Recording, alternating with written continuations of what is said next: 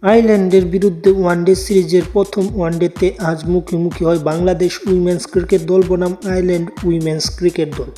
প্রথমে ব্যাট করতে নেমে বাংলাদেশ নির্ধারিত 50 ওভার ব্যাটিং করে, যেখানে নির্ধারিত 50 ওভার ব্যাটিং করে 252 রান করতে পারে 4 উইকেট হারিয়ে বাংলাদেশ, যেখানে শারমিন আক্তার 96 রান করে 89 বলে এবং ফারজানা হক তিনি করেন 61 রান 110 বলে। সবকিছু মিলিয়ে বাংলাদেশ একটি বড় টার্গেট ছুড়ে দেয় আয়ারল্যান্ড উইমেন্স ক্রিকেট দলকে, যেখানে আয়ারল্যান্ড উইমেন্স ক্রিকেট দল শুরু থেকেই ব্যাকফুটে চলে যায়। একের পর এক উইকেট হারানোর মাধ্যমে 98 রানে অল আউট হয় 28.5 ওভারে, যেখানে নাহিদা আক্তার 9 ওভার বল করে 3 উইকেট নিয়েছে 23 রান খরচে এবং মারুফা আক্তার তিনি 2 উইকেট নিয়েছে 18 রান খরচে 4 ওভার করে।